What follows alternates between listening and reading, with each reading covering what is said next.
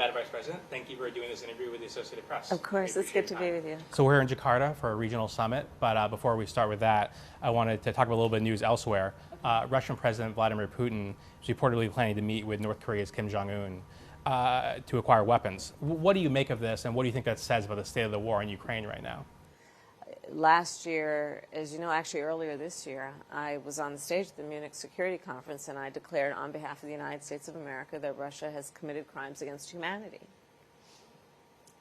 The idea that any nation would give ammunition to a country that has committed crimes against humanity, what it might mean in terms of how that ammunition could be used in terms of grain silos, and the list goes on. So it is not only ill-advised, I'm concerned about it. We are concerned about it. But, you know, here's the bottom line. Russia has been levied a strategic failure. President Biden yourself took office in the wake of the January 6th attack. Looking forward to the election year, are you worried about the prospect of more political violence going forward? I hope and pray there will be no more political violence. And I am glad to see that the American people and our system of democracy and rule of law are holding people accountable who attempted to upend the democratic process and the election of the President of the United States. And I am also concerned that there are people, so-called leaders, extremists around our country who are engaged in a full-on attack against our democracy. I'm very concerned about that. You mentioned holding people accountable. Obviously, a big issue right now is the indictments against President Trump. Is that part of what you mean about holding people accountable for January 6th? Well, as you know, I spent the majority of my career as a prosecutor. I believe that people should be held accountable under the law. And when they break the law, there should be accountability. And I support it when it happens. And does that extend to the former president? Well, everyone has their right to their day in court. But absolutely, people should be held accountable, but under our system of law, right?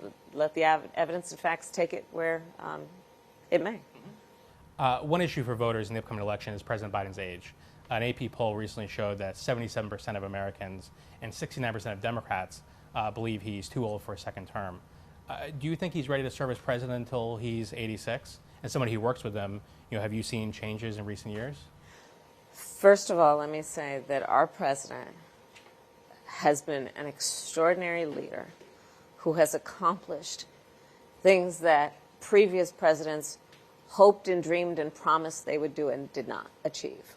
So yes, I see him every day. A substantial amount of time we spend together is in the Oval Office, where I see how his ability to understand issues and weave through complex issues in a way that no one else can to make smart and important decisions on behalf of the American people have played out.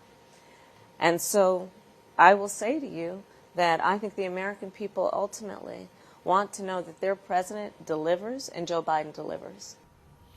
Questions about the president's age often go hand in hand with questions about how he would step in the role, you know, if necessary. Do you feel prepared for that possibility? And serving as vice president prepared you for that job? Yes. And how would you describe that process? Which process? Like as far as being ready for that. Well, first of all, I'm answering your hypothetical, but Joe Biden's going to be fine, right. So that is not going to come to fruition. But let us also understand that every vice president understands that when they take the oath, that they must be very clear about the responsibility they may have to take over the job of being president. I am no different. Let's talk about the reason why we're here in Jakarta for the summit of the Association of Southeast Asian Nations. This is your third trip to Southeast Asia. Why is this region so critical to U.S. interests and kind of the future of U.S. foreign policy in the Indo-Pacific? I feel very strongly about the importance as a general matter of engaging in U.S. policy as it relates to foreign affairs in a way that we pay attention, of course, to the immediate concerns and threats if they exist, but that we also pay attention to 10, 20, 30 years down the line and what we are developing now that will be to the benefit of our country then. When I think about Southeast Asia and this region in the Indo-Pacific. First of all, Southeast Asia, you're looking at a population of over 600 million people, at least 2/3 of which are under the age of 35. Think about what that means, especially when you look at so many of these countries that have thriving economies.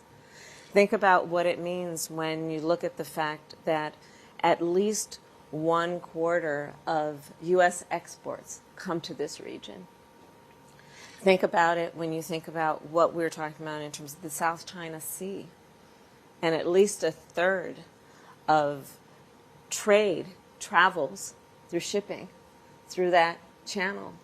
And so we as Americans, I believe, have a very significant interest, both in terms of our security but also our prosperity, today and in the future, in developing and strengthening these relationships.